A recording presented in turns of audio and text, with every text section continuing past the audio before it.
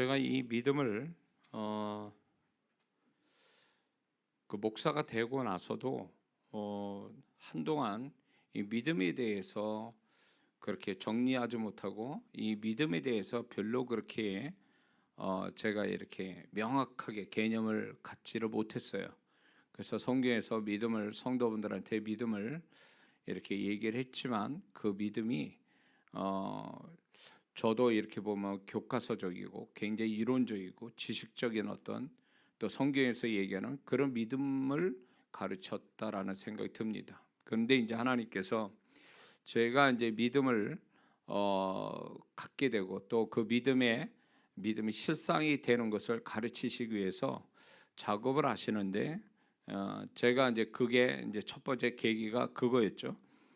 다른 게 아니라 이제 제가 이제 목회도 정말 다른 옛날 선배 목사님들이 그 개척할 때 그 모습 그대로 아무것도 없이 아무도 이렇게 도와주는 사람 없이 부부가 이렇게 개척을 하는 아무도 모르는 데서 그렇게 개척을 이제 교회 개척을 하게 됐는데 그러니까 뭐 가진 것도 없고 인간적으로 기대할 때도 없고 그러면서 이제 어떤 교회 개척을 하게 됐는데 그게 이제 그때 당시에 보면 전혀 뭐 어떤 여유도 없고 그다음에 뭔가 계산할 건덕지가 없는 거예요. 왜냐하면 그 뭐가 있어야 계산이라도 하죠. 근데 뭐 계산할 것이 없는 거예요. 다 마이너스고 계산해봐야 뭐 다 마이너스니까 마음에 또 실망과 불안감만 더할 것 같아서 계산을 하지 않고 살았을 텐데 근데 이제 그렇게 하다 보니까 제가 뭐 세상 돈 버는 일도 아니고 하나님이 일을 하려고 하는데 가진 거 없지 사람은 없지요. 여러 가지 불리한 환경 속에서 제가 할 수 있는 것은 하나님의 존재와 그분의 말씀을 붙드는 것밖에 없었다라는 거죠. 그래서 어쩌면 그때 당시로 돌이켜 생각해 보면 다른 사람보다도 더 절박했고 더 간절했기 때문에 하나님의 존재와 말씀을 더 믿고 신뢰할 수 있었던 어떤 계기가 됐어요. 그때 당시에는 불안하고 그리고 한때는 이제 왜 나는 이렇게 살아야 되는가? 나는 왜 이렇게 이런 상황 속에서 해야 되는가?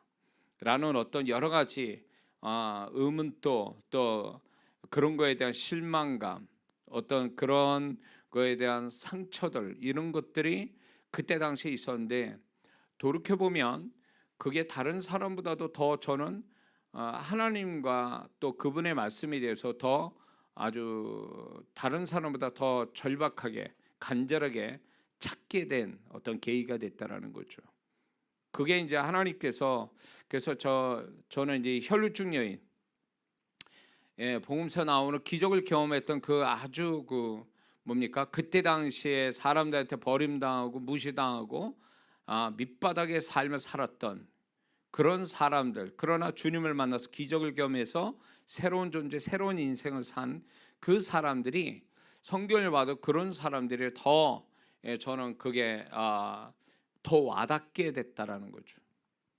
그러면서 그중에 그 혈루증 여인 주님이 부른 자도 아니에요. 주님이 찾아가서 은혜로 베푼 자도 아니에요. 주님이 알아서 부른 사람도 아니에요. 근데 이 혈루증 여인은 자기 믿음으로 간절한 그 여인을 누가복음에 보면 누가가 의사지 않습니까? 근데 의사인 누가가 자세히 얘기하죠. 혈루증 여인이 오랫동안 돈을 썼지만 고침받지 못하고 그때 당시 의술이 뭐 얼마나 하겠어요. 그러면서 의사들이 고친다고 그러면서 굉장히 더 고통스럽게 시술을 했을 거고 이러면서 어려움을 겪었겠죠. 그러니까 율법적으로 종교적으로는 버림받은 자요. 또 재산상으로는 돈은 없고 그리고 또 몸은 낫지 않고 이렇게 또 관계 속에서는 버림받은 사람이었는데 그런 사람이 오직 예수님에 대한 간절한 절박한 그 믿음 하나로 그는 고침을 받죠. 저는 이 여인을 누가복음에서 그 누가가 그렇게 자세히 설명하는 그 의도가, 또 하나님 성령께서 그렇게 기록하게 하신 자세한 설명을 하나님이 기록해 놓으신 것은, 이것이 정말로 이 여인이 기적을 경험할 수 있는, 주님이 찾지 않고 부르지도 않고 알아주지 않는 데서도 역사를 경험할 수 있는 믿음의 본질을 보여주는 거라고 저는 보게 된 거죠. 이런 믿음이 주님이 기꺼이 역사해 주시는 믿음이라는 사실을 이제 거기서 이제 제가 알게 된 거죠. 그러면서 그걸 비춰보면서 저를 먼저 비춰보는 거죠. 제가 정말 이 여인과 같은 절박한 믿음을 가지고 있는 사람이냐라는 거에 대해서 그때 당시에 비슷했던 것 같아요. 왜냐하면 가진 게 없고 사람도 없고 의지할 때, 기대할 때가 전혀 없었으니까 나는 더군다나 세상 돈 버는 사람이 아니고 사명받아 하나님이 일을 하고 개척을 했는데, 그렇게 되니까 하나님이 일을 포기할 수도 없고, 다른 장사는 돈 버는 장사나 직장은 자기가 돈벌이가 안 되면 그냥 사표 내고 아니면 그 장사 때려치면 그만이에요. 근데 이건 하나님의 일이잖아요. 사명받아 하나님이 주신 일을 하는데 이거는 버릴 수 없는 일이잖아요. 그러니까 해야만 하는 거예요. 죽을 때까지. 이러다가 죽어도 이렇게 하다가 죽는 것이 저의 운명인 것처럼 생각하고, 이거는 떠날 수 없는 거다, 이걸 버릴 수 없는 거다를 생각해서 하지만, 현실은 그게 아니죠. 현실은 이제 가진 것도 없고 기대할 데 없는 가운데 이런 상황에 놓이니까 자연스럽게 하나님과 그분의 말씀에 더 집중하게 될 수 있었던 거죠. 근데 그때 당시에는 절박한 거였지만, 지금 와서 돌이켜보면 그때가 내가 하나님을 향해서 영적인 부요함이 있었던 시절이었다라는 거죠. 지금은 그때만큼의 절박하고 간절했느냐? 그렇지 않는 것 같아요. 그때는 의지할 데가 한 군데도 없으니까, 오로지 하나님에게, 그분의 말씀에 더 올인을 할 수 있는 어떤 그 상황이었던 거죠. 근데 그게 그때 당시 그게 축복이었던 거죠. 그래서 하나님께서 내가 아무것도 없이 이런 어떤 있게 하신 것도, 내가 부모 잘못 만나서나 아니면 제가 어떤 재정적 여유가 없는 이런 것들이 어떻게 보면 불망이고 불행할 수 있는 것들에 대해서 이것이 결국 하나님은 이것도 하나님의 어떤 계획이었구나. 내가 더 그분과 그분의 말씀에 더 믿음을 갖게 하고 의지할 수 있게 하고, 더 나가서 이제 기도할 때 더 간절하게 기도할 수 있는 하나의 상황이었기 때문에 이게 축복이었다. 지나가 보면 그게 축복이었다. 그리고 그때 하나님이 저를 더 불쌍히 여기고 더 가까이 계셨다라는 것을 알게 된 거죠. 그러면서 그때 당시에 그 하나님께서 내가 아무것도 없이 그분과 그분의 말씀에 기도에 의지하다 보니까 정말 그때 기적들이 이렇게 하나하나씩 생기기 시작하는 거예요. 지금 또 많은 성도분들을 이렇게 보면 어느 성도분들은 정말 저와 같은 비슷한 상황을 겪는 분들이 있어요. 앞뒤가 다 막혔고 가진 건 없고 뚫린 건 하늘밖에 없다, 이런 식으로 이렇게 사는 분들이 있어요. 그럴 때 이제 제 이야기를 하죠. 그러면서 이런 분들이 결국은 뭐 아니면 도가 되는 건데, 믿음을 가지면 뭐가 되는 거고, 믿음을 안 가지면 이 사람은 도가 되는 사람이에요. 근데 하나님이 믿는 자를 정말 더 바닥을 치게 만들려고 하나님이 아무것도 없이, 그 사람이 뭔 죄가 많아서 뭐가 잘못해서 하나님께 뭘 미움을 바친 일을 많이 해서 그렇게 하나님이 그 상황을 만들었을까요? 하나님 그렇게 만드시지는 않거든요. 결국 보면 어떻게 보면 또 자기 책임이 있는 거예요, 그렇게 만든 거에는. 그러나 하나님은 우리를 긍휼히 여기시고 사랑의 하나님이다 보니까 우리가 그런 상황에 놓였을 때 그 탈출할 수 있는 한 가지를 주시고 사용하게 하시는데, 그게 믿음이거든요. 믿습니까? 그래서 그 믿음을 주셔서 그거를 탈출하게 만드는데, 많은 성도분들이 이 믿음을 쓰질 않고 여전히 무기력하게 있거나 아니면 세상 방법으로 탈출하려고 하는 성도분들이 있어요. 그럴 때 저는 이 성도 그런 성도들한테 아주 과감하게 얘기합니다. 매몰차게. 아직 급하지 않는군요. 이렇게 얘기해요. 아직 급하지 않는군요.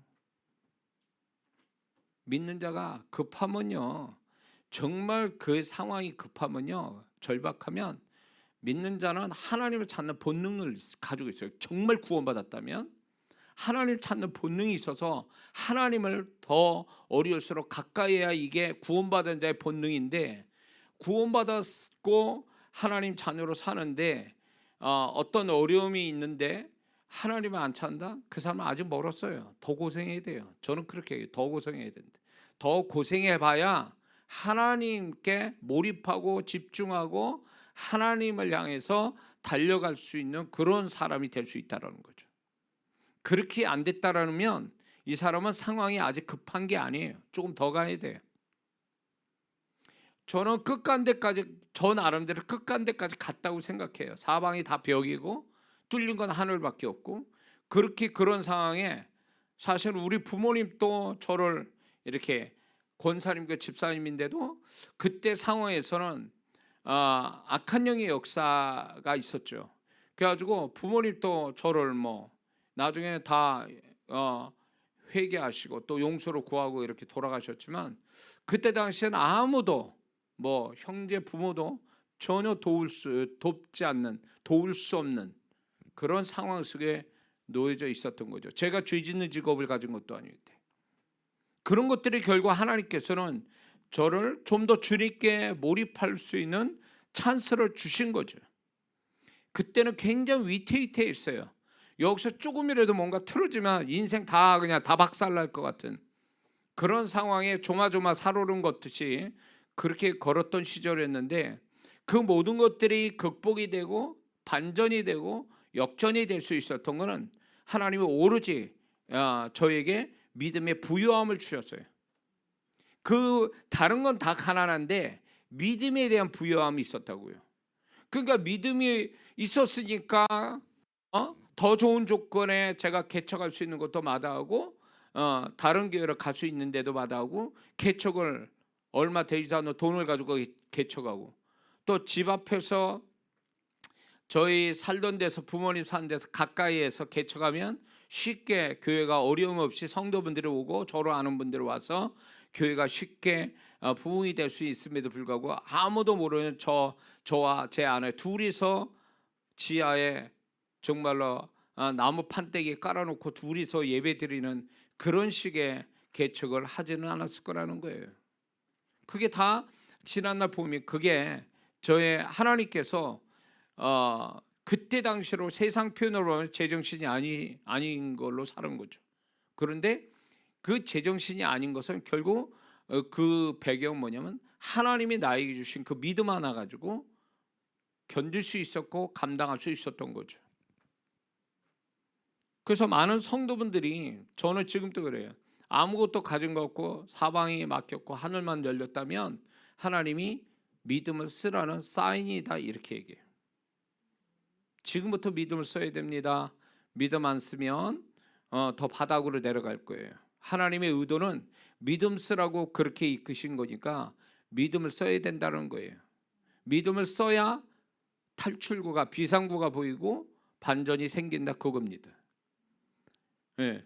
그래서 제가 믿음의 필요성을 갖게 된 배경은 처음에 이렇게 개척하면서 이런 것들이 있음으로 인해서 그 믿음을 가지고 하나님 그리고 약속의 말씀을 끝없이 주님 앞에 얘기했어요.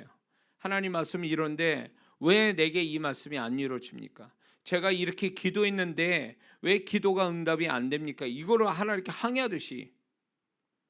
근데 그게 시간이 가면서 내 시간이 아니라 그분의 시간 속에서 하나하나 기적 같은 일이 벌어지는 거예요. 계산으로 나올 수 없는 일들이 막 생기기 시작하는 거예요. 전혀 모르는 사람들이, 전혀 생각지 않은 상황들이 오면서 저한테 유리하게 돌아가는 것들이 나타나기 시작하는 거예요.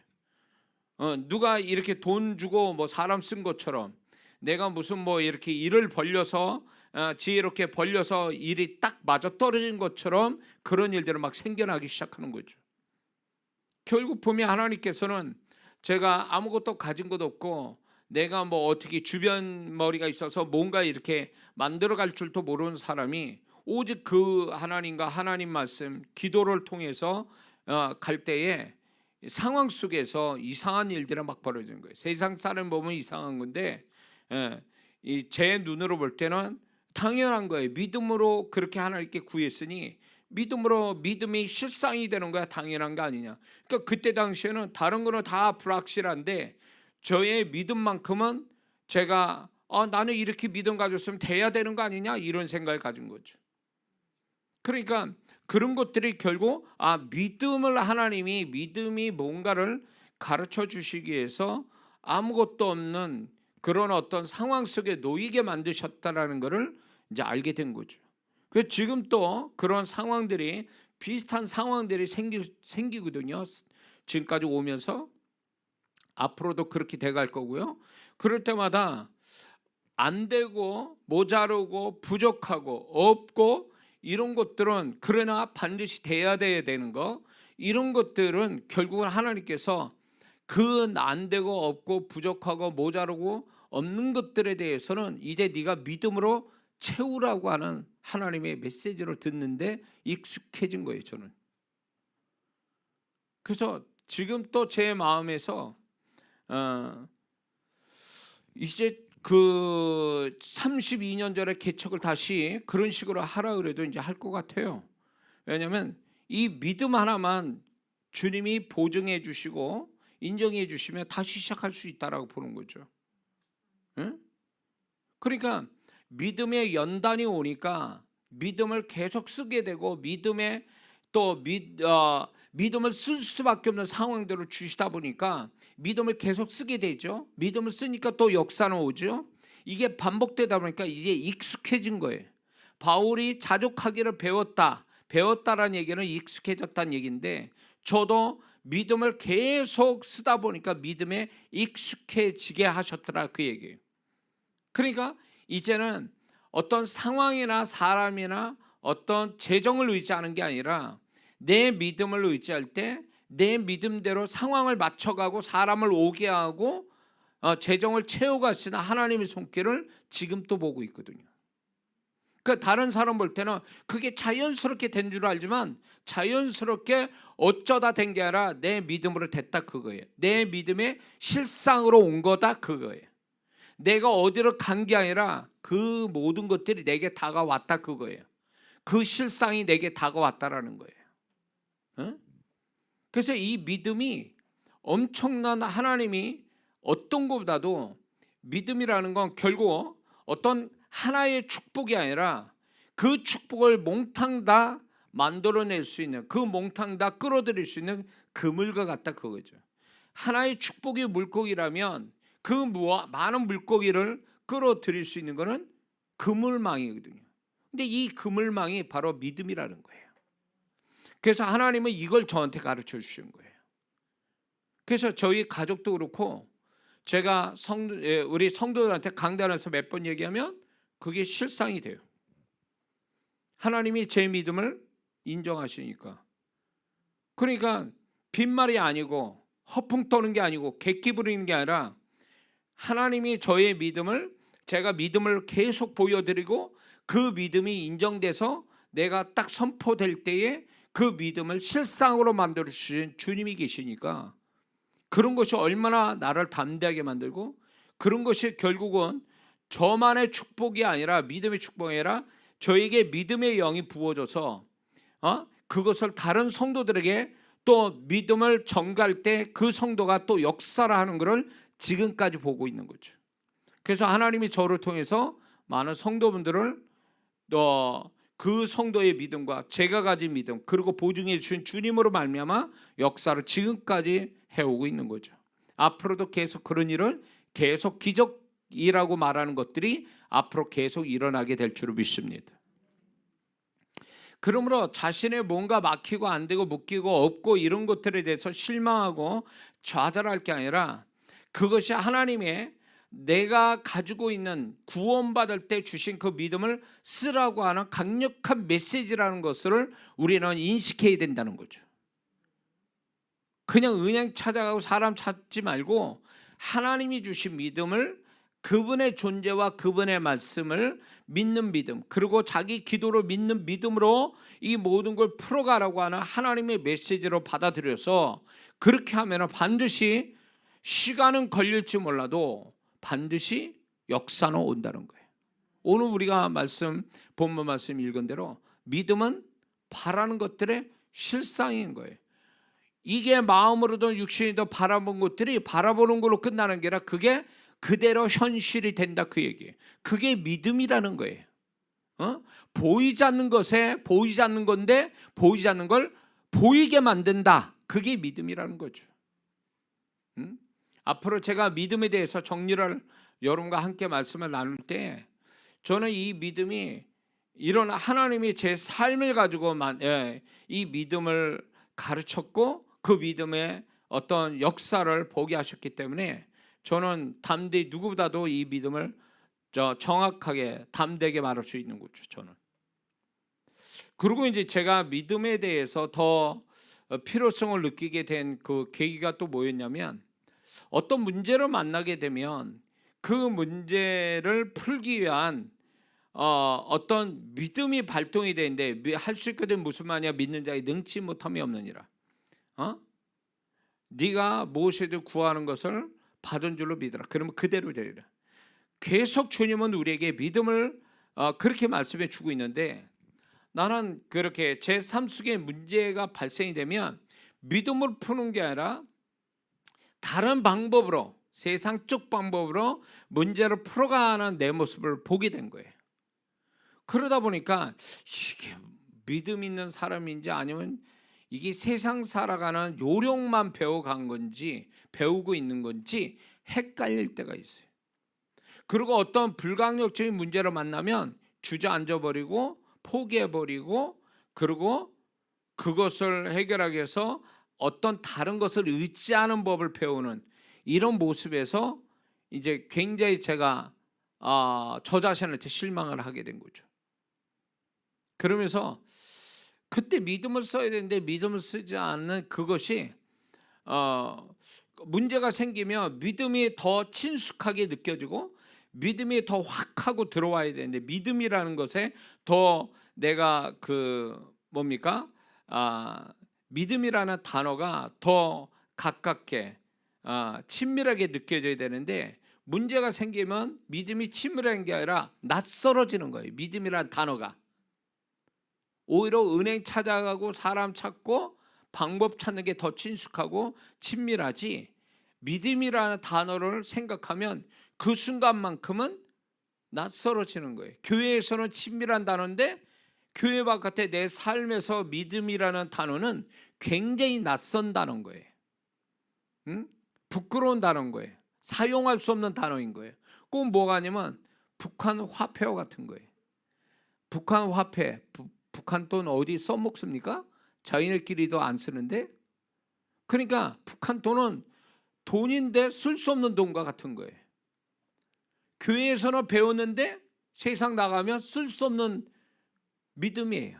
그러니 그게 북한 화폐지 뭐예요.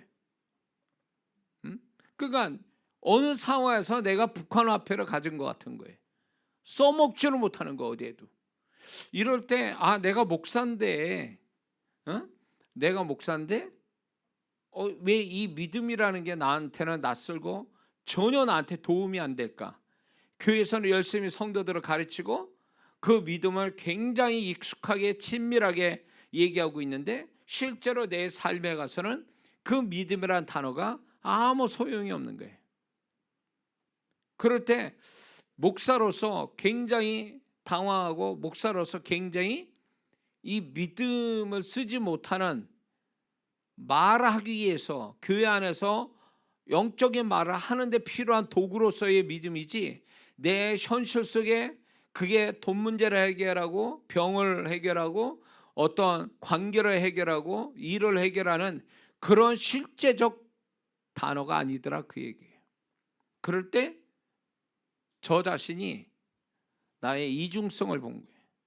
목사인데 교회에서는 믿음 있는 것 같이 가르치지만 실상은 나는 믿음이 없는 사람.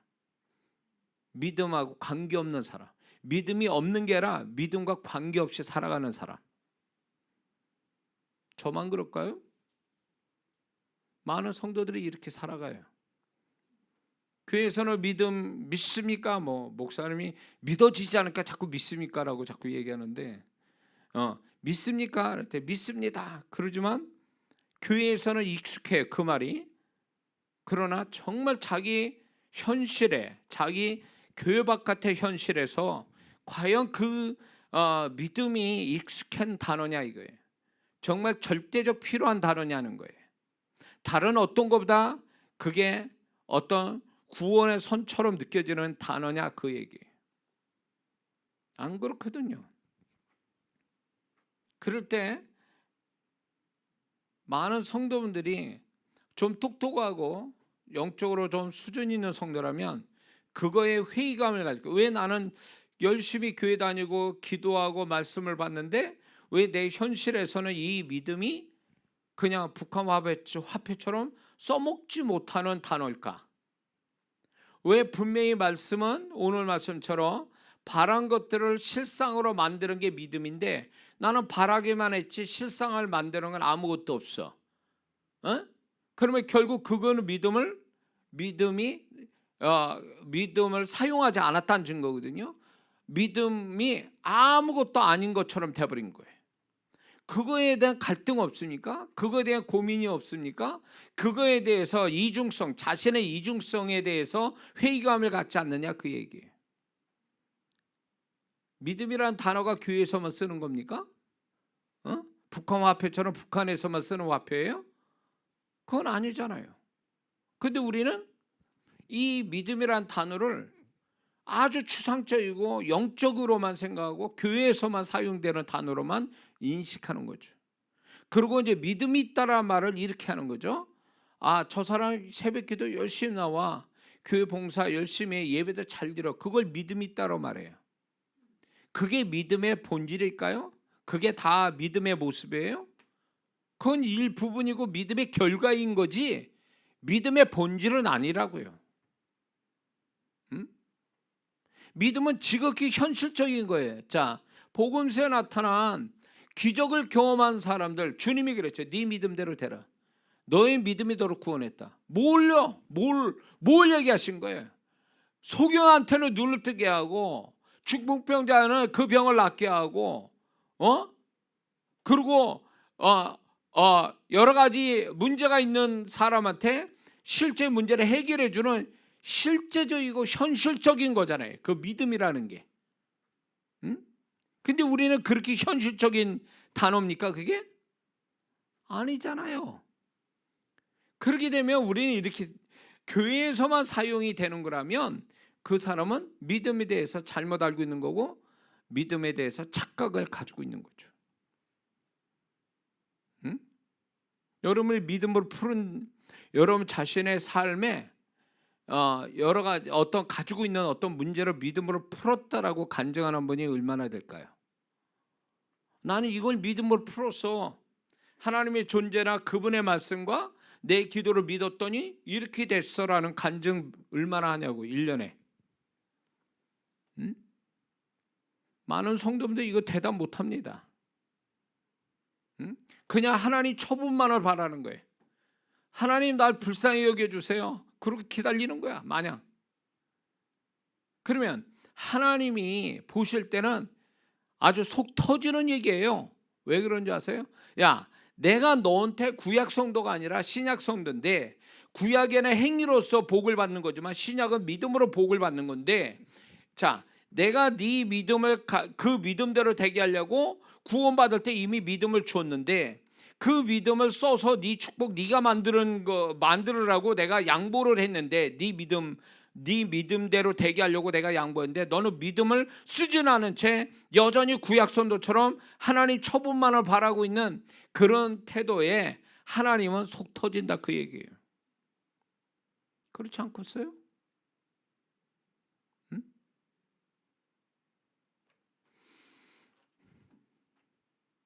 제 아들한테 이제 통장에다 돈을 넣어주는 경우가 생겨요. 종종.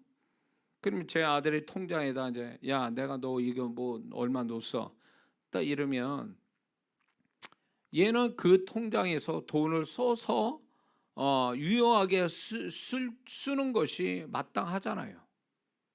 근데 그 통장에서 돈을 쓸 줄 아는 바보 아닌 이상엔 자기 통장 안에 돈이 들어온 걸 쓰는 것이 당연한데 쓰지는 않아. 그러면서 여전히 아빠 얼굴만 쳐다보고 있어. 응? 그러면 이게 얼마나 속 터진 일이에요. 이미 줬는데 써야 되는데 안 쓰고 없다고만 하고 모자라기만 하다라고 말한다면 그 자식에 대해서 부모가 얼마나 속 터지겠어요. 바보 아닌 이상해. 그런 거죠. 그러니까 많은 성도분들이 믿음을 써야 되는데 믿음 쓰라고 하나님이 그 상황을 주신 건데 믿음은 쓸 생각 안 하고 그냥 하나님 알아서 해주세요. 하나님 처분을 기다립니다. 이런 식으로 믿음이 아닌 하나님 앞에 그냥 하나님을 몰라라 할 수는 없고 하나님은 아니까 하나님이 어떻게 주기를 바라고 마냥 기다리는 거예요. 마냥. 그게 믿음입니까? 그건 믿음이 아니죠.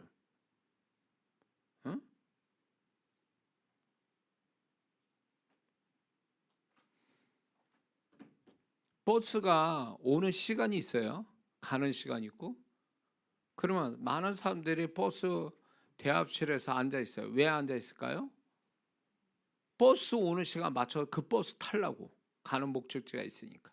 그러려고 마냥 앉아 있는 거예요. 그 사람은 버스가 그 시간에 온다는 걸 믿고 있는 거죠. 알고 있고 믿고 있고 그 버스 타고 어딘가를 가려고 그러는 거죠. 근데 그런 거 상관없이 버스가 뭐가 오든 어디 방향이라든 상관없이 대합실에 있는 사람이 있어요. 누구죠? 노숙자잖아요. 노숙자는요 버스가 뭐가 오든 어디 방향으로 가든 신경 안 써요. 그거하고는 관계없어. 그냥 대합실에서 그냥 주저앉아서 그냥 거기서 띵가띵가 하는 사람들이에요. 믿는 자가 이럴 수 있다라는 거예요. 믿음을 가지고 그 믿음 가지고 버스를 기다리는 믿음 가지고 그 버스가 오면 버스를 타고 가서 자기 목적지로 원하는 목적지로 가야 되는 그것이 믿음의 사람이라면 믿음은 없고 그냥 하나님이 어떻게 처분해 주기를 기다리면서 마냥 기다린 자는 꼭 대합실에서 비유가 좀 이렇게 좀 뭐랄까 거시기하지만 노숙자로 비유한다면 좀 거시기해요. 그러나 그런 성도들이 있다는 거예요. 자기는 믿음 쓸 생각을 안 해. 버스표를 끊어가지고 갈 생각을 안 하고 그냥 마냥 그 대합실에서 기다리고 있는 거죠. 누가 와서 나를 데려가 주기를 기다리는 것처럼. 이런 무기력한 신앙을 가지면서 하나님 어디 계시냐고 하나님 왜 나 안 도와주시냐고 이래요. 야 내가 너한테 이미 분양했잖아. 너 이미 증여했잖아 내가. 부모가 돈이 많으면 자식한테 증여를 하죠. 증여를 해야 뭐 세금이 덜 나오니까. 그러니까 증여를 했는데 부자인 아버지가 아들한테 자식한테 증여를 했어요. 증여를 했으면 그거 가지고 누릴 줄도 알아야 되는데 증여했는데도 불구하고 없다라고 생각하는 거죠. 그러면 그 자식은 거지로 사는 거예요. 그런 것처럼 하나님이 우리에게 믿음을 주신 걸 믿음 쓰라고 이제 믿음을 써야 될 상황이 왔는데 믿음 쓰라고 그랬더니 믿음은 안 쓰고 그냥 마냥 기다리는 거예요. 무기력하게. 그러면 무슨 일이 벌어질까요? 아무 일도 안 일어나요. 아무것도 안 하면 아무 일도 안 일어나요. 근데 많은 성도분들이 그냥 마냥 기다리는 거예요. 마냥. 자기 믿음 쓸 생각은 안 하고 누가 와서 나를 데려가겠거니 어찌어쩌다 시간 가면 상황이 나를 바꿔주겠거니 이런 어떤 황당하고 굉장히 희망사항 이루어지지 않을 수도 있는 희망사항을 가지고 기다린다 그 얘기예요. 믿음과 희망사항은 다른 희망사항 혼적인 희망사항은요 나중에 또 얘기했지만 희망사항은 될 수도 있고 안 될 수도 있는 인간의 생각에서 나온 거예요. 그러나 믿음은 우리 하나님이 우리에게 주신 믿음은 오늘 본문 읽은 것처럼 바라는 것들을 실상 현실로 만드는 능력이다, 그 얘기예요. 믿습니까? 그 믿음을 우리가 보려고 그 실상을 보려고 우리가 바라는 거고, 바라서 실상을 만드는 게 그게 전체적으로 믿음이라고 얘기하는 거죠. 보이지 않는 내가 마음으로 보고 있는, 그러나 다른 사람은 보이지 않는 그거를 내가 믿음을 통해서 보이게 만드는, 그게 믿음이라는 거예요. 우리는 그런 존재로 살아가도록 하나님이 보이지 않는 데서 보이게 하고 안 되는 데서 바라서 현실로 만들게 하려고 믿음을 쓰라고 그랬더니, 믿음은 쓸 생각 안 하고 그냥 주저앉아서만 계속 누가 오기만을 기다리고 상황이 바뀔만을 기다리고 세월이 가면 어떻게 되겠거니 하고 기다리고, 이렇게 사니 그 사람에게 뭐가 있어요? 아무것도 없지. 시간 낭비지. 이게 그렇게 생각하는 성도들은 어디서 신앙 배운지 몰라도 그 사람은 시간 낭비예요. 인생 잘못 사는 거예요. 하나님 때 이런 삶을 어떻게 해줄 수가 없는 거예요, 이거는.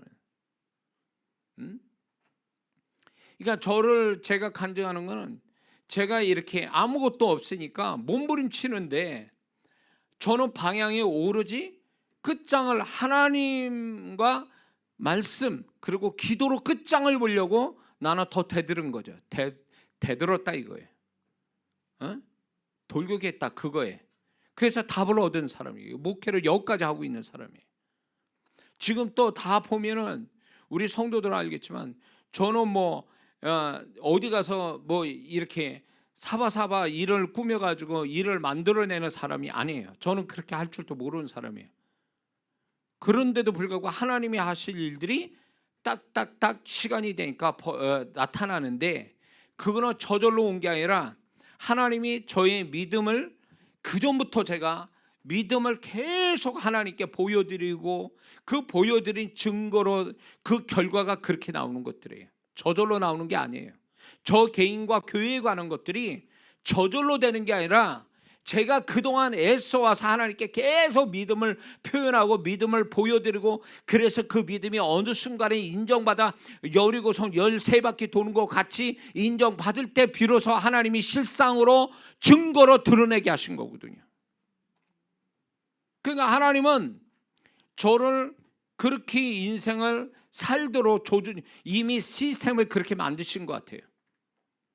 다른 사람은 그냥 부모가 뭐 상황이 좋아서 뭐 영적인 유산이 많아서 저절로 되고 뭐 힘쓰지 않아도 저절로 됐다는데, 저는 저절로 된 게 없어요.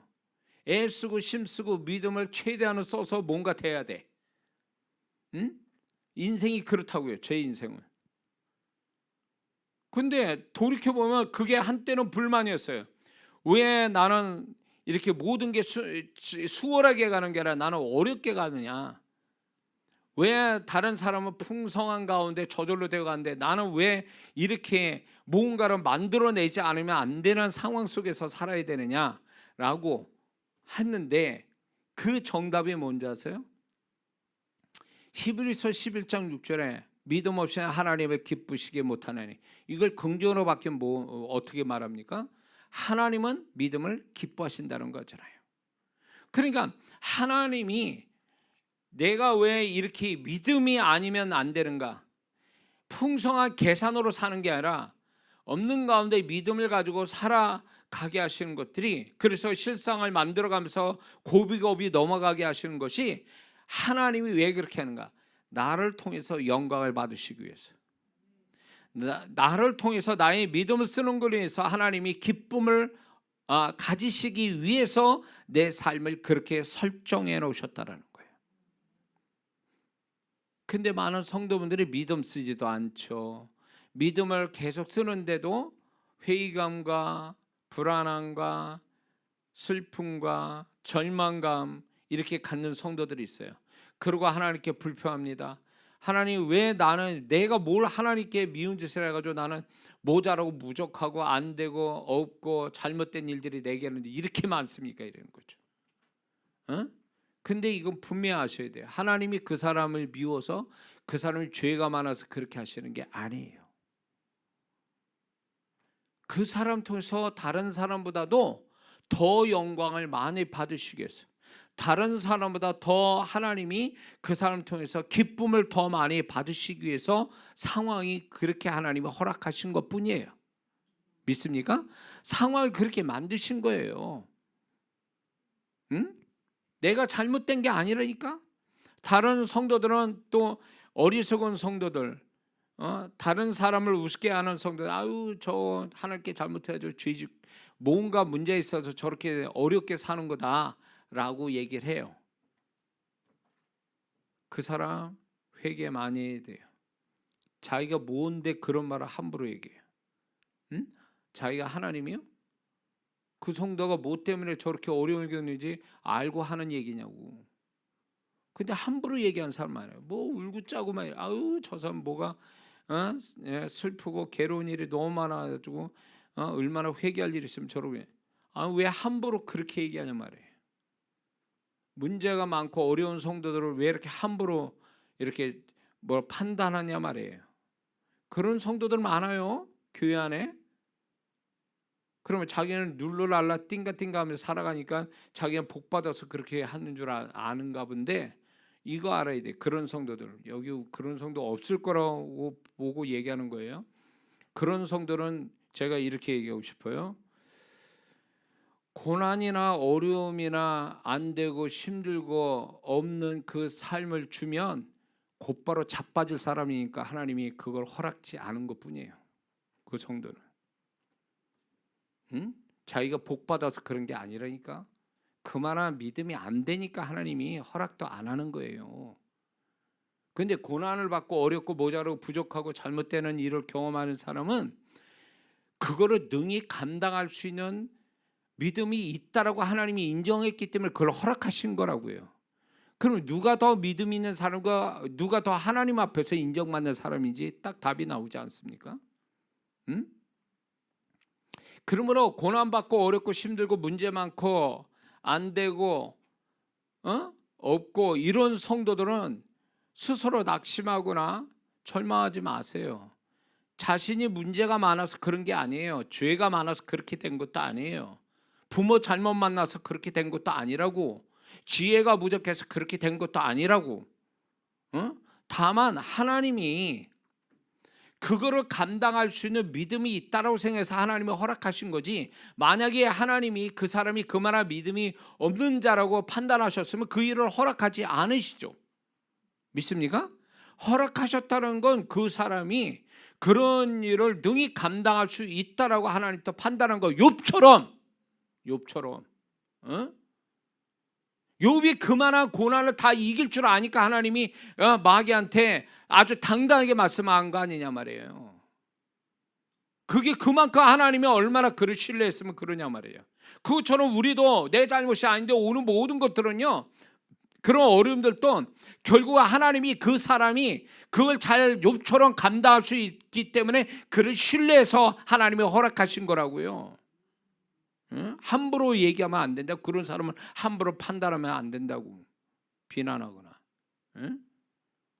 그리고 하나님께서 그런 상황에 믿음을 써서 오히려 그게 욥처럼 전화위복이 되는 그런 사람 되게 하려고 하나님이 허락한 거지, 상처 주고 결국 정말 그런 속에서 고통이나 받고 그러다 끝날 일이 아니다, 그 얘기예요. 믿습니까? 믿음을 통해서 하나님이 전화위복해 하시려고 그 사람이 믿음으로 이 모든 걸 뒤집어서 그 믿음 때문에 하나님 영광 받으시고 그 믿음 때문에 더 높임을 받고 그 믿음 때문에 그전보다 더 축복을 하나님이 주시려고 허락하신 일이라, 그 얘기예요. 믿습니까? 근데 이 믿음을 쓸 생각 안 하고 계속 머리 돌리고 있어요. 계산적인. 아니 계산이 안 나오는 걸 왜 자꾸 계산하려고 그러냐고. 계산이 안 되면요, 하나님이 사인이 뭔지에서 계산하지 마라. 계산해서 문제 안 풀린다. 믿음 써라. 그거예요. 계산이 안 되는 건 믿음 쓰라고 하나님 사인 주는 걸 왜 자꾸 안 나오는 계산을 계속 하면서 절망하고 불안해하고 슬퍼하고 분노하냐, 그 얘기예요. 원망하고. 제 삶의 법칙이 뭔지 아세요? 풍성할 때 계산해요. 즐겁게. 그러나 안 될 때, 뭐가 안 되고 어렵고 문제가 있을 땐 계산 안 합니다. 계산하면 내 믿음도 떨어지고 하나님에 대한 어떤 모든 게 영적인 수준이 다 떨어지니까 계산 안 하고 딱 하나님을 더 단순하게 믿는 거. 그 순간에 단순하게 그분을 믿는 것으로 돌파하는 거. 이게 하나님이 원하는 거고, 그래야 나도 힘을 가지고 돌파할 수 있다는 거죠. 할렐루야. 그래서 제가 여기까지 온 거예요, 사실은. 그 믿음, 이 믿음을 하나님께서 이제 쓰는 법을 가르치고 또 믿음을 실상으로 만드는 것을 경험시키려고 저에게 어려운 문제, 안 되고 힘든 이런 과정을 겪게 하신 거죠. 그런데 이제 결정적으로 믿음을 정말로 바라는 것들의 실상을 되게 만든 결정적 사건은 저희의 삶 속에 이제 제가 간증할 수도 없이 했는데, 이제 최근에 들어온 성도분들은 제 설교를 많이 이렇게 뒤져서 듣지 않으면 아마 모를 거예요. 최근에 들어오신 분들은. 그게 뭐냐면, 저는 이제 결혼하고 이제 저 아내하고 이제 결혼했는데, 다른 사람은 순푼순푼 자식을 잘 낳는데 저희는 안 되는 거예요. 자연유산을 많이 했어요. 그래서 7년 동안 자연유산 통해서 굉장히 힘들었고, 7년째 가서는 완전 포기할 단계에 갔는데, 주님께서 그때 믿음을 가지고 믿음으로 육신의 어떤 육신적인 걸로 자녀를 갖는 게 아니라 이삭같이 믿음으로 아브라함이 아내가 경수가 끊어진 그 아내에게서 자녀가 나올 거라는 믿음으로서 자녀를 얻게 하는 이거를 하나님이 저한테 가르치시면서 믿음으로 자녀를 얻는 것을 그때 하나님이 저한테 가르쳐 주신 거예요. 그래서 7번째 이렇게 자연적인 어떤 육신적인 방법으로 자녀를 갖는 게 아니라 하나님께서 영적인 방법, 믿음의 방법을 통해서 자녀를 얻게 해서 8년째 가서 아들을 얻게 된 거죠. 그게 뭐였냐면, 나중에 또 얘기하겠지만 갈라디아서 5장 7절 심은 대로 거둔다. 심은 대로 거둔다는 말씀이죠. 그 말씀에 따라서 하나님께서 저희 자녀를 생명을 하나 주시기 위해서 그러면 생명을 심으면 생명을 주시겠다라는 믿음을 갖게 된 거예요. 그 전에 뭐 자녀를 얻기 위해서 엄청 많이 뭐 회개도 하고 금식도 하고 막 이러다가 결정적으로 하나님의 말씀이 저에게 결정적으로 이제 그것이 저한테 결정적이었죠. 갈라디아서 5장 7절이죠. 근데 이제 그러면 생명을 하나 얻기 위해서 생명을 심어야 되는데 무엇을 해야 되느냐 할 때 이제 전도를 하는 것으로 생명, 영적인 생명을 하나님께 드리면 분명히 그 생명을 주실 거라고 확신을 얻은 거죠.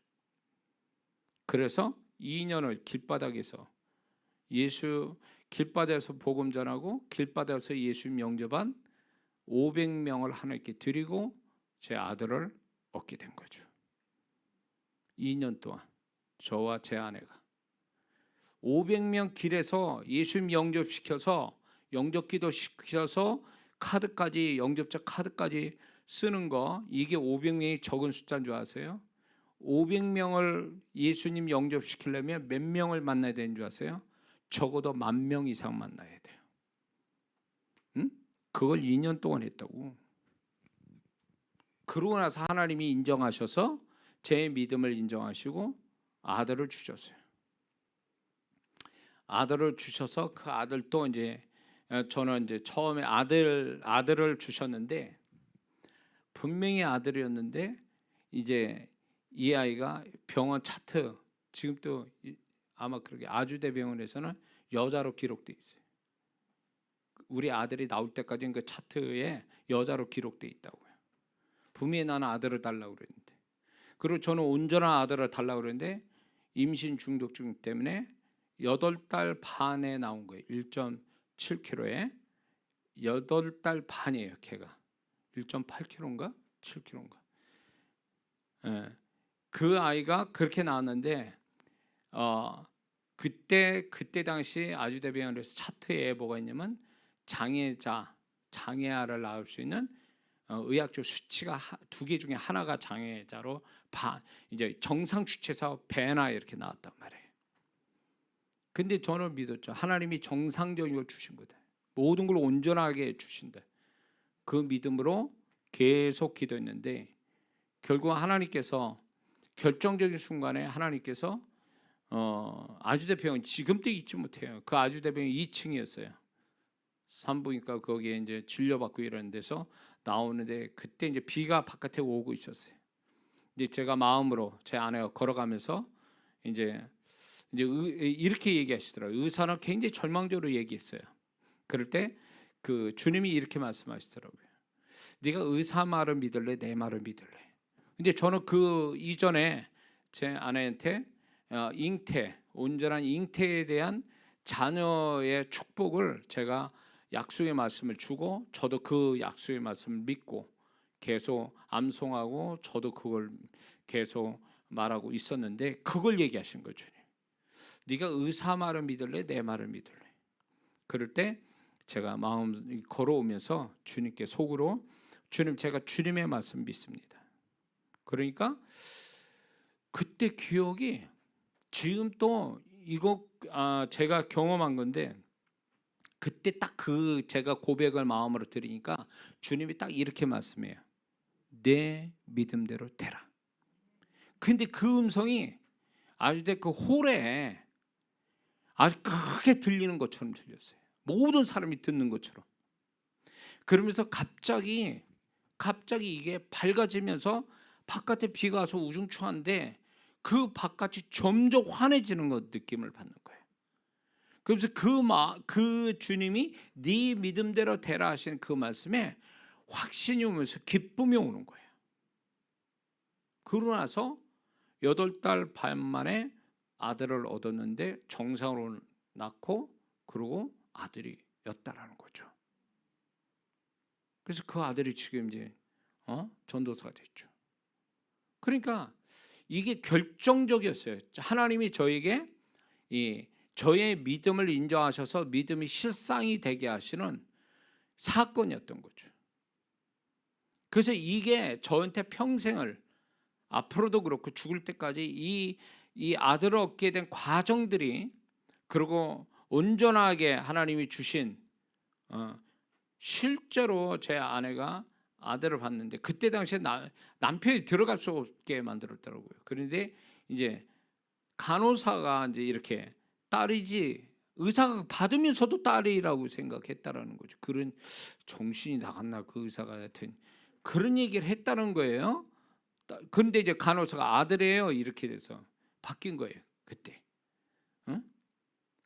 그러니까 저는 제가 믿음을 가졌다. 왜냐하면 그 아들을 하나님께 드리기 위해서 아들을 달라고 해요. 주의 종 되게 만들려고. 물론 딸도 그럴 수 있는데 제가 그때 믿음이 좀 지나고 보니까 믿음이 적었던 것 같아요. 쌍둥이를 달랠 걸. 딸과 아들 이렇게 쌍둥이를 달랠 걸.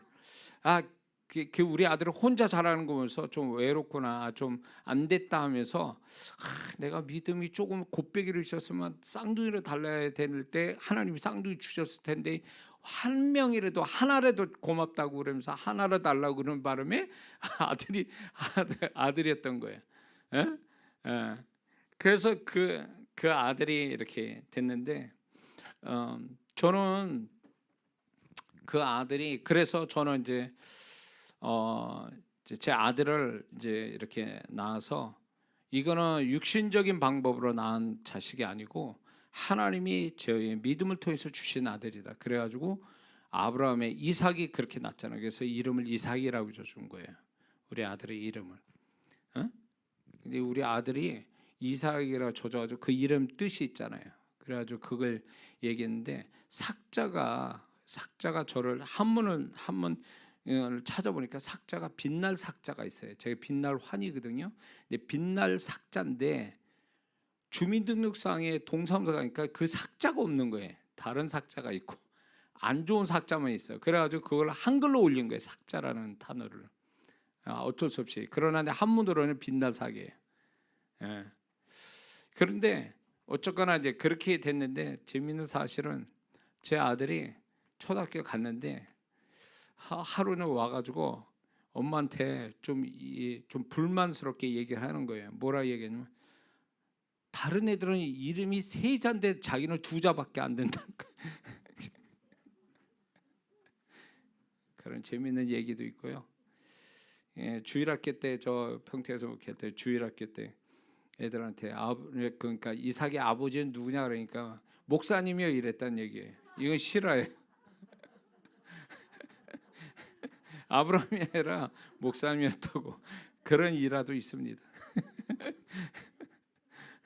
그래서 제 아들이 다행스럽게 하나님께서, 제가 기도하죠, 부부가 기도하고 이렇게 해서 주의종으로 지금 잘 훈련받고 있어요. 그러면서 믿음의 실상이거든요. 제 아들은 저의 믿음의, 제 부부의 믿음의 실상으로 보여진 아들이기 때문에 저는 이거를 이제 강조하는 거죠. 제가 그걸 보면서 믿음이 그냥 추상적인 게 아니라 믿음은 실상을 가져온다. 바라는 것들의 실상을 가져온다. 근데 놀라운 일은 뭔지 아세요? 제가 이제 집회를 다니다 보니까 왜 자녀를 못 갖는 부부들이 이렇게 많은지 그때는 안 보였는데, 제가 저희들의 문제가 있을 땐 그런 부부가 우리만 고생하는 줄 알았더니 집회를 가보니까 그런 부부가 있고, 전라도 광주에 똑같이 저희와 같이 8년 동안 자녀를 못 갖는 부부가 있었어요. 근데 그 부부를 나오라 그래서 정말 그 심정을 제가 아니까 그래서 간절히 기도했는데, 놀라운 건 정말 그 부부가 자녀를 가졌다라는 거예요. 만약에 제가 그런 과정이 없었다면 어떻게 그 부부를 믿음으로 기도해 줄 수 할 수 있어요? 제가 그런 과정을 겪어서 그런 믿음을 가지고 아들이란 실상을 보게 되니까 그 부부에게도 동일한 믿음을 가지고 기도했는데 정말 그 부부가 자녀를 갖게 됐어요. 놀라운 얘기죠. 그러니까 어떻게 보면 나만의 축복인 줄 알았더니 누군가로 또 축복하기 위해서 먼저 경험시킨 거죠, 하나님께서. 그러니까 하나님께서 이렇게 이제 자녀를 키우면서 제가 놀라운 게 8년 만에 자녀를 갖다 보니까 제 나이쯤에 다 그냥 시집장가 다 보내고 손주로 다 보는 나이에 저는 이제 우리 아들 야, 너 학교 맞추면 바로 와야 돼. 뭘 준비해 가야 되니? 이런 얘기를 하는 거예요. 저는 다른 친구들은 다 그냥 벌써 손주로 보고 있는데 저는 야, 밤에 나가지 마라. 차 조심해라. 그래서 이제 그런 친구와 만나면 얘기할 게 없어요. 이 공통 분모가 없어요. 그 친구 나보다 더 많이 같은 나이지만 그래도 먼저 인생을 사는 사람이니까. 그래서 좀 위축은 됐지만 한편으로는 제가 감사한 게 뭔지 아세요? 그 친구보다 제가 젊게 살더라, 그거예요. 왜? 자식이 젊으니까 자식이 어리니까 제가 그 자식을 생각하는 그 시선에서 자꾸 가지려다 보니까 제 친구들보다 더 젊게 사는 거예요. 그래서 제가 학생 청년 집회를 제가 제 나이에 60 가까이 제 나이에 그걸 할 수 있었던 거는 제 아들이 그 어린 나이에 있으니까 그 감각을 제가 갖고 있으니까 그 아이들의 생각, 그 아이들에 맞는 설교를 할 수 있었던 거예요. 7년 동안을요. 하나님의 계획이었던 거예요. 그게 또. 그러니까 지나고 보니까 그 믿음을 기적 같은 거거든요. 이제 더 이상 자녀를 못 가질 거라는 생각 끝까지 이제 갖게 됐는데 거기서 하나님 믿음 줘서 자녀를 갖게 되고 그 자녀를 가지면서 하나님이 저를 통해서 많은 사람을 또 축복해 주고 믿음을 통해서 결국 내 어려움을 하나님의 믿음으로 풀게 하시고 내가 나의 믿음을 자극시켜서 믿음으로 풀게 하시고 또 내 문제만 푸는 게 아니라 다른 사람의 문제도 풀게 하시는 통로자로 삼아주시고 그게 결국은 더 이 믿음을 통해서 더 새로운 축복을 만드는 계기를 하나님 갖게 하시더라 그거예요. 좋으신 하나님이세요. 나는 그때가 제일 불행했다라고 생각했어요. 근데 돌이켜보면 제 아내하고 8년을 자녀 없이 살았지만 자녀에 대한 어떤 그 자녀에 대한 다툼이나 그 자녀 때문에 더 슬프거나 자녀로 인해서 상처를 받거나 이런 것도 없이 8년을 사는 것도 하나님의 은혜예요. 마음을 잡아주신 게. 그것도 감사한 거죠. 그러니까 이 모든 것들이 가만히 보면 내 삶을 하나님이 믿음을 써서 하나님께 영광을 돌리고 그리고 이 믿음을 통해서 새로운 축복을 계속 내가 가질 수 있는 어떤 능력을 믿음의 능력을 갖게 하시려고 이 과정을 겪게 하시구나. 그러니까 믿는 자들은 모든 것이 합력하여 선을 이루신다는 말씀을 제가 삶의 모토로 삼는 이유가 여기 있어요. 믿는 자가 믿음으로 살면요, 그것이 결국은 어떤 어려움이고 슬픔이고 괴로움이라도 결코 그거대로 끝나지는 않는다 그거예요. 하나님은 반드시 합력하여 선을 나한테 유익되도록 도와주시고 그걸로 인해서 더 새로운 축복을 만들어가게 하시더라 그거예요. 그게 단 뭐냐? 믿음을 쓰고 사는 자에게만 일어나는 것들이에요. 그러면 여기서 하나 저와 여러분들이 알아야 될 게 뭐냐? 왜 하나님은 자꾸 믿음을 쓰게 만드실까? 라고 할 때 분명한 게 이게 있어요. 이 세상을 믿는 자가 살아갈 때요, 계산으로 풀어야 될 것도 있지만 믿음으로 풀어야만 풀리는 것들이 있어요. 믿는 자의 삶 속에는. 근데 많은 성도분들이 우리가 겪고 있는 삶의 모든 것들이 믿음으로 풀어야 될 거는 계산하고 있고 계산으로 풀 거는 또 쓰잘데없이 또 적용이 안 되는 믿음을 쓰고 있고 이렇게 하니까 인생이 막 뒤죽박죽이 되고 하나님의 계획대로 흘러가지 않더라 그 얘기예요. 하나님이 그래서 저는 그게 이제 딱 보여요. 내 계산으로 안 나온다. 그러면 하나님이 믿음 써서 해결하는 문제구나 이게. 이렇게 해석이 되는 거예요. 그전에는 그렇게 해석되는 게 아니라 이게 계산으로 왜 안 나오지? 그러면서 슬퍼하고 좌절하고 괴로워하고 그러면서도 계속 계산으로도 풀려고 하고 어리석게. 그런데 주님이 이걸 가르쳐 주신 다음에 내 삶에 어떤 문제가 딱 이렇게 발생이 돼도 이거는 믿음으로 풀어야 될 거, 이거는 그냥 간단한 계산으로 풀 거, 이게 딱 구분이 돼요. 그래서 믿음으로 풀 거는 내 믿음을 확 그냥 다양하게 딱 써가지고 딱 끝내는, 바로 끝내버리는. 그리고 뭔가 이게 하나님이 저를 이렇게 뭐라 그럴까, 자극을 주세요. 바람을 넣어주신다고. 이게 분명히 안 되는 건데, 이거는 나도 꿈을 안 꾸는 건데 주님은 계속 나한테 자극을 주고 바람을 넣어요. 그거 될 수 있어. 네 믿음을 쓰면, 당장은 안 돼도 네 믿음 쓰면 그건 되는 거야. 그래서 내가 너에게 자꾸 그거를 기억나게 하고 해보라고 하고 자극을 주는 거야. 이런 것들이 있거든요. 그게 제 삶의 그거예요. 문제를 풀거나 어떤 바라는 것, 좋은 것을 바라는 것을 이루게 할 때 하나님은 계속 이 믿음을 자극시키는 거예요. 믿음을. 그러면 결국 보면 희한한 일들이 생기는 거예요. 믿음을 쓰니까. 그래서 뭐가 이제 그렇게 얘기가 어떻게 되냐? 뒤에 가서 하나님, 내가 하는 일보다 주님이 하신 일이 너무 많고 큽니다.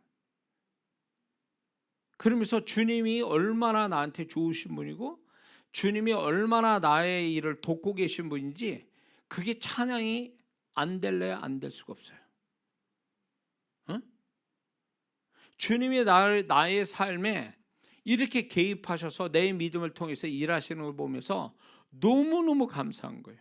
그러니까 내가 열심히 살았다 할지라도 그분이 나한테 해주시는 거에 비하면 나의 열심은 그렇게 큰 게 아니더라고요. 저는 이게 인생이라고 보는 거예요. 믿는 자의 인생의 모습이다. 이건 세상 사람이 흉내낼 수 없는 거예요. 믿는 자만 할 수 있는 거예요. 하나님이 나에게 이렇게 하셨습니다. 내가 아무리 수고해도 하나님이 도우시지 않으면 나는 이런 결과가 나올 수 없어요. 하나님이 도우셔서 나는 이런 결과를 봤습니다. 이거는 믿음 가지고 사는 자, 하나님을 경험하며 사는 자에게만 나올 수 있는 고백이에요. 이걸 하나님이 굉장히 기뻐하는 거예요. 이 고백을요. 하나님, 내가 열심히 노력해서 이런 결과를 가져서, 이런 고백을 기뻐하는 게 아니란 말이에요. 응? 하나님, 내가 이게 안 되는 건데 제 믿음을 믿음을 썼는데 하나님이 내 믿음을 인정하셔서 이렇게 도와주셔서 이렇게 해결됐습니다. 하나님의 손길로 이렇게 됐습니다. 응? 내가 도저히 받을 수 없는 축복인데 하나님이 제 믿음을 인정하셔서 내가 이 축복을 눈에 보고 있습니다. 하나님이 도우셨습니다. 이거는 믿는 자만 얘기할 수 있는 고백이거든요. 이 고백을 하나님이 기뻐하시는 거예요. 이런 고백을요. 자기 노력해서 열심히 해서 수고해서 뭔가 얻어서 되고 해결된 거를 하나님, 내가 이렇게 애써서 됐습니다, 이 고백을 듣고 싶어하는 게 아니라는 거예요. 하나님은 하나님이 개입된 것만 영광을 받기 원하시는 거예요. 근데 그게 우리의 믿음을 통해서 하나님이 영광 받으신다는 거예요.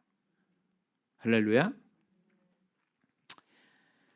자, 그래서 우리가 믿음으로 풀어야 풀려지는 문제들이 있는데, 믿음으로 바라야 바라는 것들이 실상이 되는 것들이 있는데, 우리는 믿음을 쓰지 않으니까 여전히 그 문제는 계속 남아있고, 믿음으로 바라지 않으니까 바라는 것은 계속 바라는 걸로 끝나지 실상은 안 나타나고, 이런 식으로 살아가는 거죠.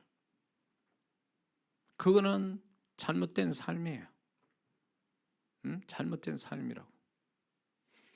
제 경우는요, 약속을 붙들고 그 다음에 그 약속과 함께 하나님께 깊은 긴 시간을 믿음의 기도라고 믿음을 또 다양하게 쓰면 그 믿음의 실상이 올 때에 여러 가지 징조들이 나타나고, 그 믿음이 실상이 되게 내 안에서 계시적인 것들이 나타나요. 그게 된다라는 그림이 그려져요. 환상이 보여요. 그러면 마음속에 그 환상이 결국은 현실이 돼요.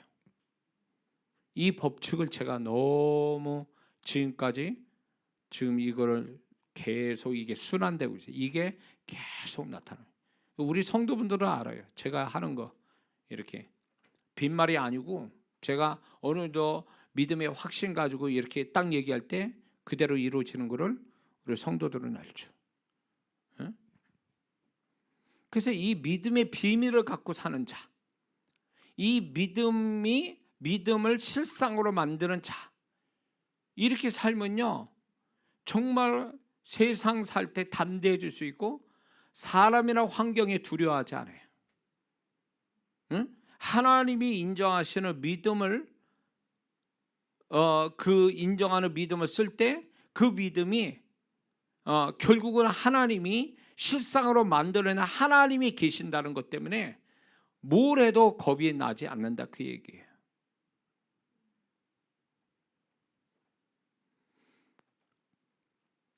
우리가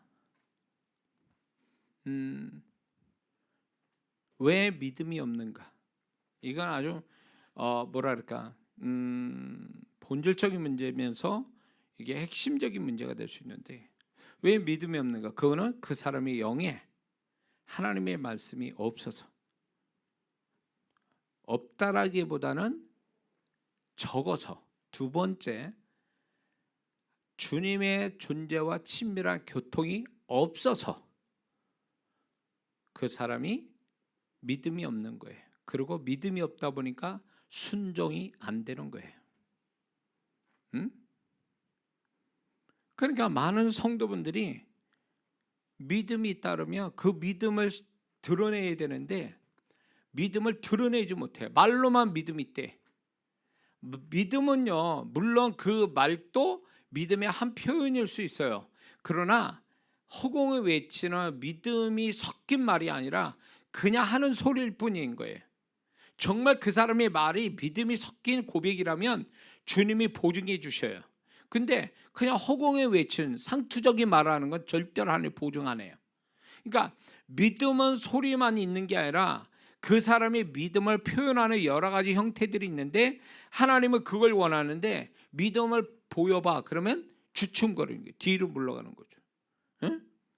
믿음 있다 놓고 믿음의 행위는 없어. 믿음의 표현은 없어. 그러면 그건 믿음이 없는 거예요. 거듭 얘기하지만 믿음은 가능성의 믿음과 역사하는 믿음 두 가지로 나눠져요. 가능성의 믿음은 내 영에 담겨진 말씀이 믿음이 내 안에 믿음으로 전환이 되거든요. 근데 그게 마음 안에서만 있어가지고는 역사가 안 돼요. 그거는 역사할 가능성이 있는 믿음이지 역사하는 믿음은 아니에요. 그러면 역사하는 믿음 뭐냐? 표현될 때 자기가 내면에 가진 믿음을 어떤 식이든 표현될 때 그게 비로소 역사하는 믿음이 되는 거예요. 기도로 표현하든 예물로 표현하든 행위로 표현하든 뭘로 표현하든 표현이 될 때에 하나님이 그 표현된 믿음은 그분이 어찌할 수 없는 거예요. 표현된 믿음은. 근데 많은 성도들이 착각을 일으킨 게 뭐냐면 말만 던져놓고 그렇게 하면 다 믿음 있는 줄 알아요. 아니요. 믿음은 정확하게 그 사람 마음 안에 하나님 말씀이 담겨져서 그 말씀에 의하여 또 말씀이 담겨지고 그분 주님과 친밀함에서 오는 주님의 것이 담겨진 걸로 표현이 될 때 비로소 그 사람이 믿음을 인정해 주시는 거거든요. 그러니까 영의 말씀도 없고 그러니까 많은 성도분들이 말씀을 가지고 사는 게 아니에요. 말씀을 안 봐. 듣지도 않고 그러니 기본적인 믿음밖에 없지. 지난주에서 말씀드렸지만 기본적인 아주 가장 밑바닥의 믿음밖에 없으니까 이 밑바닥 믿음 가지고는 내 앞에 있는 여러 가지 어려운 문제들을 그 밑바닥에 깔린 믿음 가지고는 풀어낼 수가 없거든요. 그래서 하나님은 문제로 만나기 전에 바라는 것이 생기기 전에 믿음을 평소에 차근차근 채우라고 하나님이 성령께서 우리를 자꾸 자극하고 부담 주고 푸시하거든요. 야 성경 좀 봐라. 기도 좀 해. 주님과 좀 교통을 많이 해. 이래서 자꾸 평소에 이 밑바닥에 깔린 믿음이 차근차근 이렇게 더 많이 쌓이도록 성령께서 만들어 주셔야 유사시에 문제가 있거나 뭔가를 바라는 것이 실상이 되게 할 그 시점에 와서 그 믿음을 쓰게 해서 딱 그렇게 실상이 만들려고 하는데 평소에 믿음을 쌓는 일을 안 한다 그거예요. 게을리하거나. 그러면 진짜 이게 평상시에는 문제가 없는데 문제가 생기거나 바라는 것들이 생길 때 그때는 이게 들통이 나는 거예요. 밑바닥의 믿음 가지고는 도저히 이걸 실상으로 못 만들려면 이게 안 만들어지거나 만들려면 다른 사람은 충분히 믿음을 쌓아서 한 달 만에 만들어지는 일을 실상으로 만들 일을 이 사람은 바닥에 믿음이 채워지지 않으니까 1년도 간다 그 얘기예요. 6개월도 가고 1년도 가고. 그러면 하나님 뜻이 아니죠. 그렇게 오래 가는 것은요. 그러니까 성령께서 계속 평소에 믿음 쌓아 이렇게 계속 푸시하는 거죠. 그래서 신앙은 벼락치기가 아니에요. 평소 실력이 돼야 돼. 벼락치기 공부에 아주 실력 있는 애들 봤습니까? 시험 잘 보기 위해서 벼락치기 하는 거예요. 그거는 공부 실력이 아니죠. 진짜 공부 실력은 평소에 실력 쌓는 거죠. 평소에 가지고 있는 실력이 그 사람의 공부 실력이죠. 그것처럼 믿음도 평소에 많이 갖는 것, 그게 그 사람이 진짜 믿음의 모습이거든요. 근데 믿음 가져야 될 때는 눌러랄라 뭐 이렇게 띵가띵가 하고 있다가 정말 문제가 생기고 정말로 바라는 것들이 있을 시점에는 믿음을 가진 게 없어가지고 믿음이 표현되지 않으니까 역사는 안 오고, 그러니까 이거는 그때 이제 하기에는 이미 때는 늦은 거죠. 한 발 늦은 거지. 예. 자, 그러므로 우리는요 이런 게 있습니다. 하나님과 그분의 말씀 따라 우리가 순종하며 사는 것, 그게 믿는 자의 최선의 삶인 것입니다. 믿습니까? 근데 왜 순종이 안 되느냐? 그거는 거슬러 올라가면 믿음이 없으니까 순종이 안 되는 거예요. 왜 믿음이 없나? 두 가지죠. 그 영에 말씀이 없어. 두 번째, 주님과 친밀함이 없어서. 주님과 친밀함을 가지면 주님에 대한 믿음이, 주님에 대한 신뢰가 그냥 쌓이게 되거든요. 그것이 결국 주님의 존재에 대한 믿음이 결국 주님이 말씀한 거를 믿는 데까지 가는 거예요.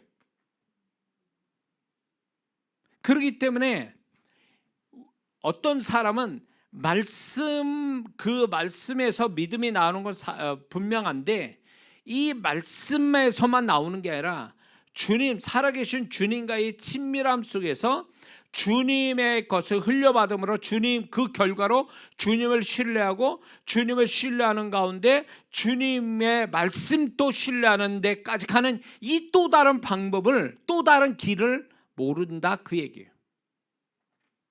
그래서 우리는 두 가지로 믿음을 내면에 갖고, 그렇게 돼야 저절로 순종이 이루어진다, 그거죠. 순종이 뭐 세상 두 쪽 나도 어떤 그분의 음성, 그분의 말씀에 순종이 나오는 건요, 내가 그만한 믿음이 있기 때문에 가능한 거예요. 어떤 사람이 이렇죠? 할 수 있는 상황이 됐어. 믿음을 쓸 수 있는 상황인데도 안 한 사람 있죠. 못하는 게 아니라 안 해요. 이런 사람은 상황이 안 좋으면 더 안 하게 돼 있어요. 그러니까 상황이 됐는데도 안 하는 사람은 이미 믿음이 바닥쳤다라고 보면 돼요. 이 사람 믿음 없다 봐요. 자, 예를 들어서 주일날 예배 드릴 수 있는 상황이 다 있어. 그 사람 집은 교회 옆에야. 근데 교회 안 나와. 이 사람이 재정이 풍성해. 11조 충분히 드릴 수 있어. 안 드려. 이게 뭘 얘기하는 줄 아세요? 이런 사람은요, 믿음이 바닥선이다라는 거예요. 거의 없다고 봐야 돼요. 이런 사람은. 이런 사람 직분자 될 수도 없어요. 직분자도 돼서도 안 되고, 이런 사람은요. 이런 사람은 문제 생기면 절대로 하나님께 찾아오지 않습니다. 예배 드릴 수 있는 여건인데도 안 나온 사람은 문제되면 교회 나올 것 같습니까? 안 그래요. 그러니까 이렇게 넉넉히 있다가 결국 정말 문제가 생기고 축복을 뭔가 바라야 될 때는 믿음이 없어 버리니까 그냥 결국은 문제는 문제대로 다 당하고, 겪을 거 다 겪고 가고, 바라는 것들은 나타나지 않고 계속 마음에서 바라는 걸로 끝나버리고, 이게 불행한 거예요. 응? 하나님이 계산으로 우리를 축복하는 게 있어요. 그러나 믿음으로 축복하는 것들이 굉장히 큰데, 믿음으로 축복을 받아야 될 때 믿음을 쓰지 못하니까 믿음의 축복은 잘라먹는 거죠. 없는 거예요. 그러니까 우리 인생에 저는 이렇게 생각하는 거예요. 반은 계산으로 축복받는 게 있고, 반은 믿음을 써서 축복받는 게 반이 있어요. 그러면 이 사람이 믿음을 안 쓰면 어떻게 되는 거예요? 반의 축복은 날아가는 거예요. 그러니까 계산으로만 축복을 받는 거 사는데, 그러면 그게 풍성함을 주느냐? 절대 그렇지 않아요. 우리 인생이 왜 모자르고 부족한 줄 아세요? 신앙생활 열심히 하고 행위로서 열심히 하는데도 왜 내 삶이 그렇게 풍성하지 못하는 이유가 뭔 줄 알아요? 이 반, 믿음으로 축복받아야 될 이 믿음을 쓰지 않은 데서 오는 축복이 없어서 그래요. 믿음을 써야 오는 축복을 가지지 못하니까 풍성하지 못하고 겨우겨우 살아가는 거예요. 응? 그래야 안 그래요? 아멘 하세요? 응? 계산으로 살아도 풍성합니까 지금? 이런 사람은요, 믿음 안 씁니다. 왜? 계산으로 풍성하다고 생각하니까. 그런데 믿음을 써서 받는 축복을 한번 경험하면요, 내가 지금까지 살아온 거는 이건 아무것도 아니구나, 이거. 계산으로 복 받는 거 이건 아무것도 아니구나, 이거. 행위로 복 받는 거 이거 아무것도 아니구나. 이 믿음으로 받는 축복이 어마어마하구나. 이거를 아는 순간에 믿음을 안 쓸 수가 없죠. 때 되면 믿음 쓰죠. 그래서 사람들이 다른 사람 보면 저 사람 어떻게 사는 거야 도대체? 도대체 이해를 못하겠어. 이해를 못하겠어. 상식적이지 못해. 이 말이 정상적으로 들어야 돼. 우리는 그게 그런 말을 들어야 정상적인 크리스천이에요. 있습니까? 왜? 하나님이 개입해 있고 우리 인생에 그분이 내 믿음을 지지하시고 인정하시니까 믿음은 하나 더하기 하나는 2로 나오는 게 아니라 믿음을 쓰면 그게 하나 더하기 하나는 100도 나오고 1000도 나오고 10,000도 나오는 거거든요. 세상 계산법에 안 나오는 것들이 나온단 말이에요. 그렇기 때문에 여러분들이 믿음을 쓰지 않아도 될 만한 삶을 사는 것이 진정한 축복은 아니에요. 믿음을 쓸 수밖에 없는 상황에 놓여도 그 믿음을 하나님이 인정하셨기 때문에 그 상황을 주시는 건데, 그런 상황에서 믿음 쓰는 자면 이 사람은 복받은 자예요. 그게 하나님이 그 사람을 너는 내가 이런 삶을, 어려운 삶을 내가 허락해도 너는 충분히 믿음으로 이걸 극복하고 이 믿음으로 새로운 축복을 만들 수 있기 때문에 나는 그 믿음의 축복을 주려고 내가 이 어려운 상황을 허락한다, 이런 뜻이거든요. 그러니까 슬퍼하거나 낙심하지 마세요. 지금 사방이 다 막혀서 하늘만 열린 그런 사람이라면 절대로 실망하지 마세요. 그렇게 끝내진 않아요. 아직 안 끝났다고. 내가 믿음 쓰고 믿음으로 뭔가 결과가 나와야 그게 끝나는 거야. 그때 믿습니까? 그러니 사방이 막혀도 끝났다고 함부로 얘기하면 안 돼. 포기해서는 안 된다, 그거예요. 아주 믿음도 안 썼는데 내 믿음을 최선을 아주 그냥 막 진짜 바짝 그냥 바닥 박박 긁어가지고 그 믿음을 아직도 다 쓴 게 아닌데, 그렇기 때문에 아직 끝난 게 아니라는 거예요. 하나님은 알뜰하게 내가 가진 믿음을 박박 긁어가지고 다 쓸 때까지 기다리고 계세요. 그건 여리고의 13바퀴와 같은 거예요. 박박 다 쓰게 하는 거지. 그러고 나서 하나님만이 하신 일을 이제 그 믿음 따라 역사하시는 거죠. 그걸 보며 우리는 살아가는 거예요. 그래서 하나님을 높이는 거지. 나를 자랑하는 게 아니라 나라의 믿음을 축복하시는 하나님을 자랑하는 거죠. 이게 믿는 자의 삶인 것 우리는 알아야 될 줄 믿습니다. 기도하겠습니다.